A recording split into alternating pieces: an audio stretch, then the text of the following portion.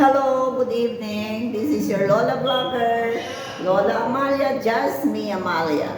At ako ay back to my YouTube channel. Pagkaraan ng mahabang panahon na hindi ako nagpapakita sa inyo. Nawili kasi ako sa reels lang. At ngayon ko lang ito nabalikan. Actually, ako ay naririto sa Santa Cruz, Laguna, ang lalawigan ng ating dakilang bayani, si Dr. Jose Rizal. Nandito lang ako sa may hagdan kasi ang ingay-ingay ng mga kasama ko, wala akong mapuntahan.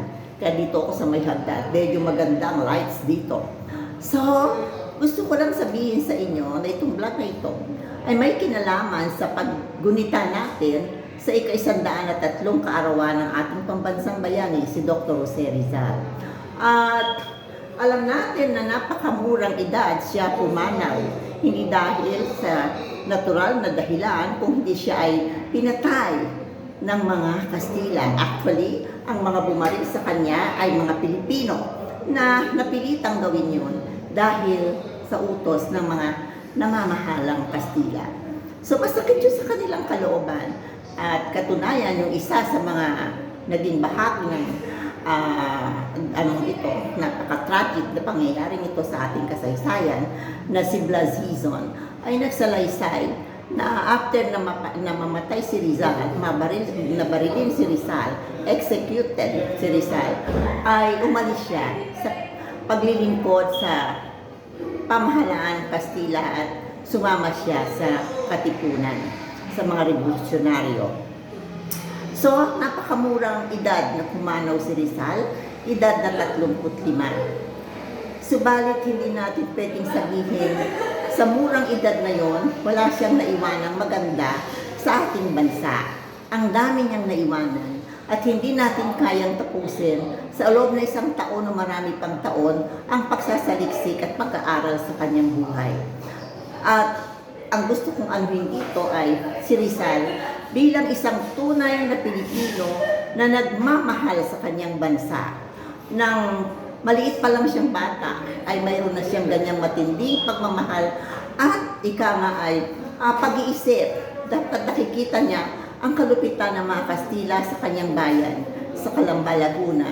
Kaya malimit sa may dalampasigan ng Laguna, di ba siya ay nakatanaw sa may likod pa ng kabundukan na yon at nakikita niya at tinatanong niya ang kanyang sarili na sa likod kaya ng bundok na yon, ang mga tao ay nakakaranas din ng kalupitan ng mga Kastila gaya ng mga nararanasan ng mga tao sa kanyang bayan Calamba. So yun na isang katanungan na ika nga ay nandun sa kanyang kaisipan na batang-batang isip pa lang siya ay nandoon na. Naiisip na niya yon hanggang lumaki na nga siya at naisip niya na tama lang na ipaglaban niya ang pagkakapantay-pantay na pagtingin para sa kanyang mga kababayan sapagkat naisip niya rin na hindi makukuha sa dahas kung hindi gagamitin niya ang talas ng kanyang panulat upang imulat ang kanyang mga kababayan at ang mga Kastila din sa katotohanan na aapi ang kanyang mga kababayan at nang aapi ang mga Kastila. Pero, ayun ang naging dahilan ng galit na matindi sa kanya ng mga Kastila. At siyang naging ikangay mitsa upang siya'y maging wanted, kung sa ngayon ay wanted sa kanila. So, nag-aral siya sa ibang bansa, matagal siyang nanirahan doon, nang bumalik siya dito, 2 beses. Nung una ay inisip niya na maglingkod sa kanyang mga kababayan sa Calamba bilang isang doktor, pero pinag-iinitan siya talaga, pati ng mga kapamilya niya at ang kanyang mga kaibigan. So umalis siya ulit, bumalik sa Europa, pero ang kaway ng mahal na bayan ay talagang matindi. Kaya siya ay muling nagbalik noong 1892 dito at doon nga ayun na ang ang ilang nalalabing taon ng buhay niya sapagkat naipatapon siya sa dapitan. Pagkatapos ng 4 na taon doon, siya ay nag-isip na maglingkod sa Cuba bilang isang doktor, pero hindi naman siya nakarating ng Cuba. Siya ay binalik sa Pilipinas at doon ay nilagay sa isang malayong lugar sa may Cavite, hindi pinaalis sa barko. hanggang siya ay ilagay sa Intramuros, Port Santiago, at doon siya ay nagintay sa ginawang paglilitis sa kanya, na ang naging resulta ay ang paghatol nga sa kanya ng kamatayan. Kaya noong December 30, 1896, sa murang edad na 35 years old, Rizal was executed at 7:03 ng umaga sa Bagong Bayan, now known as Luneta. So anong ibig kong sabihin dito? Nagbuwis ng buhay ang isang dakilang Pilipino na wala namang naging kasalanan kung hindi ang ipadama sa mga namumuno, mga Kastila, na sila'y pinagmamalupitan nila ang mga Pilipino na tinatawag nilang mga Indio.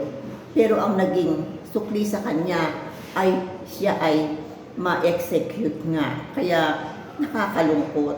Pero matatag, matapang, at maringal na hinarap ni Dr. Rizal ang kamatayan, walang bahid na takot, sapagkat alam niya sa kanyang puso ang kanyang kamatayan ang magiging mitsa ng tunay na pagkamulat ng mga Pilipino upang buksan na talaga ang kanilang puso, ang kanilang isip sa kaapihan na kanilang nararanasan upang lumaban, upang ang bansang Pilipinas, ang bayang Pilipinas, ang kanyang bayan, ang ating bayan ay tunay na maging malaya, at ang mga mamamayan nito ay maging malayang pumilos, malayang makapagsalita, at magtamasa ng kaginhawahan sa sariling lupa na kanilang sinilangan, na hindi pag-aari ng mga dayuhang namumuno